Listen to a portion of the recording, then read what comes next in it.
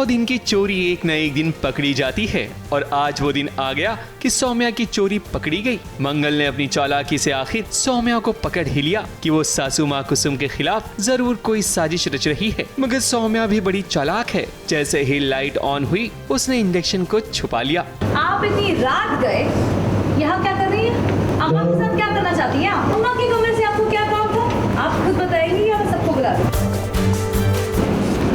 तुम यहाँ तो फिर वहाँ कौन है? मैं सबको बुला ही दे, सबके सामने आपको बताना होगा।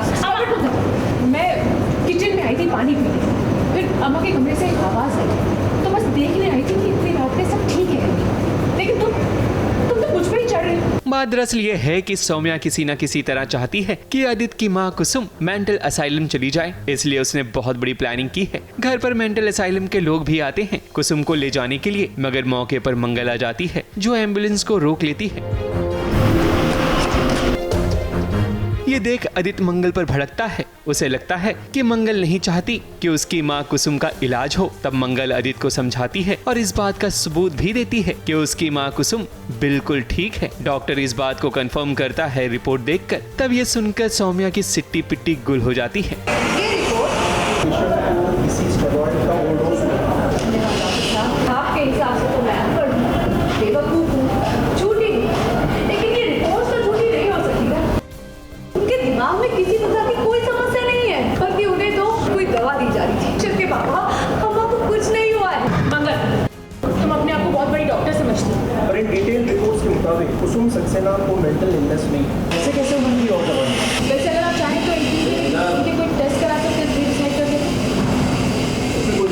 मंगल को तो पहले से यकीन था कि अम्मा को कुछ भी नहीं हुआ, वो थोड़ी बहुत बीमार हो रही हैं, थोड़ा उनको चक्कर आ रहा है, पर उसके हिसाब से उनकी स्टेट ऑफ माइंड वैसी नहीं है कि उनको मेंटल असाइलम में भेजा जाए। तो इस बात के लिए वो काफ़ी दिन से लड़ रही है और आदित्य जी के उसको कन्फ्रंट कर रही है। और अभी जो है उसको फाइनली रिपोर्ट्स उसके हाथ में आ गए हैं, क्योंकि वो डॉक्टर के पास लेकर गई थी। तो मंगल ने यही बोला कि मैं डॉक्टरी इलाज के ख़िलाफ़ नहीं हूँ, अगर उनको एक्चुअल कोई मेंटल प्रॉब्लम होती तो मैं खुद जो है उनका इलाज करवाती, लेकिन ऐसा नहीं है। उनको कोई डोसेज दिया जा रहा है, कोई स्टेरॉइड दिया जा रहा है, जिसकी वजह से वो ऐसा रिएक्ट कर रही हैं, अनस्टेबल उनको हो जाती हैं, वो चक्कर आने लगते हैं उनको।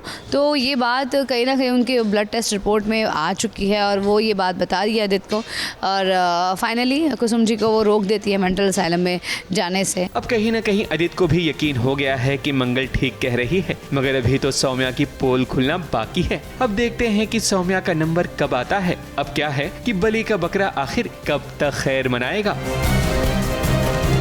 ABP news report.